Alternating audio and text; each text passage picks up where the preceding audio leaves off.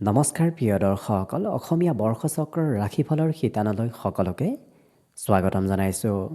আমি আপোনালোকক অসমীয়া নৱবৰ্ষটো এইবাৰ কেনেদৰে পাৰ হ'ব সেই বিষয়ে জনাই আহিছিলোঁ। ইয়াৰ পূৰ্বতে আমি মেষ ৰাশিৰ পৰা বৃশ্চিক ৰাশি পৰ্যন্ত এইবাৰ অসমীয়া নৱবৰ্ষৰ ফলাফলবোৰ জনাই আহিছোঁ। আজি আমি ধনুৰাশিৰ ব্যক্তিসকলৰ এইবাৰ অসমীয়া নৱবৰ্ষত কোন কোন ক্ষেত্ৰত গ্ৰহসমূহৰ শুভ দৃষ্টি থাকিব, কোনটো দিশত এই বছৰত আপুনি ভাল ফলাফল লাভ কৰিব, সেই বিষয়ে আজিৰ ভিডিঅ'ত আমি আপোনালোকক জনাম। গতিকে ভিডিঅ'টো শেষলৈকে চাই থাকিব। ভাল লাগিলে ভিডিঅ'টোত এটা লাইক কৰিব আৰু যদি আজি প্ৰথমবাৰৰ বাবে এই চেনেলটোতে আহিছে তেতিয়াহ'লে চেনেলটো ছাবস্ক্ৰাইব কৰি কমেণ্ট বক্সত জয় শ্ৰীকৃষ্ণ লিখিবলৈও একেবাৰে নাপাহৰিব। গতিকে আহক আজি ভিডিঅ'টো আৰম্ভ কৰোঁ। ধনুৰাশিৰ ব্যক্তিসকলৰ বাবে এইবাৰ বৃহস্পতি গ্ৰহৰ স্থিতি বছৰটোৰ দ্বিতীয় পৰ্যায়ত শুভ সংযোগদায়ক, কাৰণ প্ৰথম পৰ্যায়ত বৃহস্পতি গ্ৰহ আপোনাৰ ৰাশিৰ পৰা অষ্টমত থাকিব, কিন্তু অক্টোবৰ মাহৰ পিছৰ সময়খিনিত বৃহস্পতি গ্ৰহ আপোনাৰ ৰাশিৰ পৰা নৱম স্থানত প্ৰৱেশ কৰিব।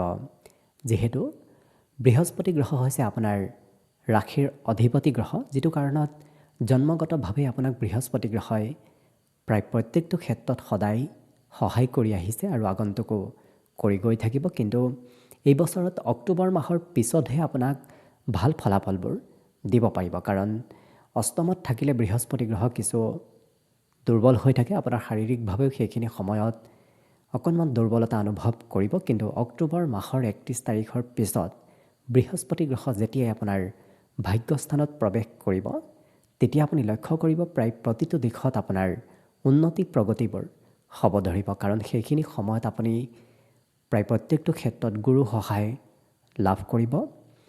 উচ্চ শিক্ষাৰ ক্ষেত্ৰৰ ফালৰ পৰাও সেইখিনি সময় অতিকে শুভ সংযোগদায়ক। আপুনি লক্ষ্য কৰিব আপোনাৰ ভাগ্যৰ জৰিয়তে এই বছৰত কিছু নিজৰ ব্যক্তিগত কৰ্ম পৰিৱৰ্তন হোৱাৰ সম্ভাৱনাও দেখা পোৱা গৈছে অক্টোবৰ মাহৰ পিছৰ সময়খিনিত। লগতে যিহেতু আপোনাৰ ৰাশিৰ ওপৰত পূৰ্ণ দৃষ্টি অক্টোবৰ মাহৰ পিছত পৰিব, গতিকে সেইখিনি সময়ত আপুনি লক্ষ্য কৰিব আপোনাৰ স্বাস্থ্য পাতিটো কিছু সবলতা আহিব ধৰিব।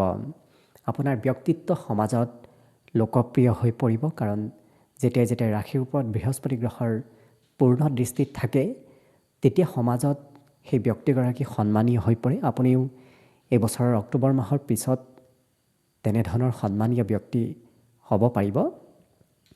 লগতে শিক্ষাস্থানতো পূৰ্ণ দৃষ্টি যিহেতু বৃহস্পতি গ্ৰহৰ অক্টোবৰৰ পিছতহে আছে, গতিকে সেইখিনি সময়ৰ পিছতহে আপোনাৰ পঢ়া শুনাত মন বহিব। কিন্তু অক্টোবৰৰ আগৰ সময়খিনিত পঢ়াটো অকণমান ধৈৰ্য কিছু কমিব, কাৰণ সেইখিনি সময়ত বৃহস্পতি গ্ৰহ অনুকূল নহয়। কাৰণ বৃহস্পতি গ্ৰহ যেতিয়াই অনুকূল অৱস্থাত থাকে তেতিয়াই শিক্ষা দীক্ষাৰ ক্ষেত্ৰৰ ফালৰ পৰা আগ্ৰহ ধাউতি আৰু সুনাম অৰ্জনৰ যোগবোৰ আহিব ধৰে। গতিকে আপোনাৰ বছৰটোৰ অন্তিম সময়তহে, অৰ্থাৎ পিছৰ পৰ্যায়ৰ গ্ৰহস্থিতি বৃহস্পতি গ্ৰহৰ বাবে আপোনাৰ শুভ সংযোগদায়ক হৈ পৰিব। লগতে শনিদেৱৰ স্থিতি যিহেতু এই বছৰো আপোনাৰ ৰাশিৰ পৰা চতুৰ্থ স্থানতে থাকিব, যিটো স্থিতি পূৰ্বৰ বছৰতো আছিল এই বছৰতো থাকিব, যিটো কাৰণত বন্ধু বান্ধৱৰ ক্ষেত্ৰত বৰ দীঘলীয়া বন্ধু আপোনাৰ ওচৰত নাথাকিব। কম সময়ৰ বাবে বন্ধু বান্ধৱবোৰ আহিব, কম সময়ত সেই বন্ধুৰ পৰিমাণ হ্ৰাস পাই পৰা দেখা যাব, গতিকে গুৰুত্ব ৰাখিব। লগতে কৰ্মস্থানতো অকণমান অনিশ্চয়তা আহিব পাৰে, কৰ্মত ধৈৰ্যৰ পৰিমাণ মাজে সময়ে কমিব, যিটো কাৰণত কৰ্মত আপুনি অকণমান কষ্ট কৰাৰ প্ৰয়োজন আছে, তেতিয়াহে আপুনি ভাল ফলাফলবোৰ লাভ কৰিব।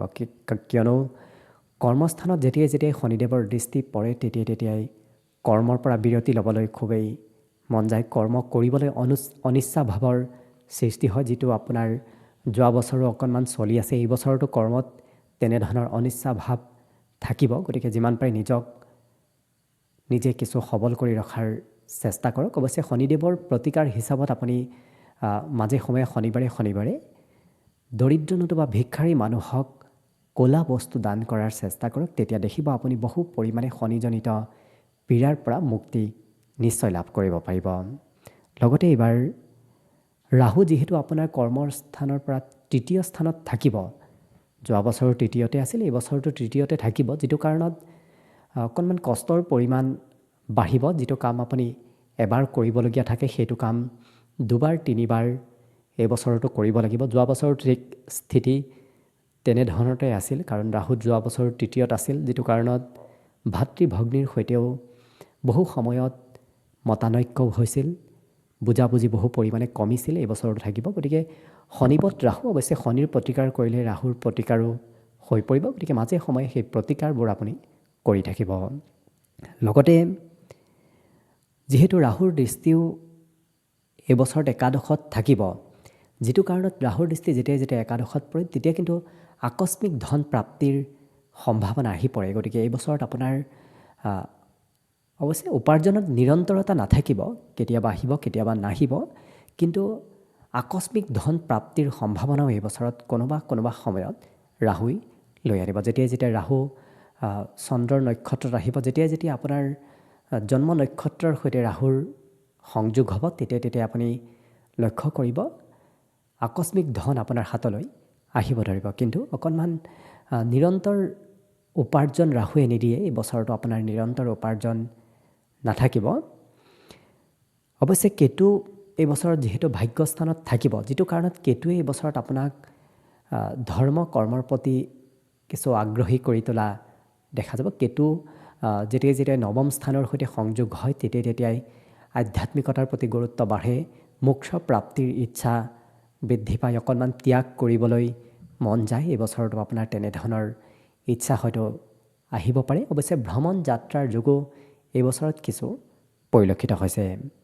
লগতে পঢ়াত অকণমান বিষয়বোৰ আপুনি বাৰ বাৰ অধ্যয়ন কৰিব লাগিব, তেতিয়াহে মনত ৰ'ব। নহ'লে হয়তো পঢ়া শুনাৰ বিষয়বোৰ যোৱা বছৰ অকণমান মনত ৰখাত অসুবিধা হৈছিল, এই বছৰত অকণমান অসুবিধা হ'ব পাৰে। কিন্তু অক্টোবৰ মাহৰ পিছত যেতিয়াই বৃহস্পতি আপোনাৰ নৱমত প্ৰৱেশ কৰিব তেতিয়া কিন্তু সম্পূৰ্ণ পৰিস্থিতিবোৰ আপোনাৰ সলনি হ'ব। গতিকে অক্টোবৰ মাহলৈ অকণমান অপেক্ষা কৰাৰ প্ৰয়োজন আছে।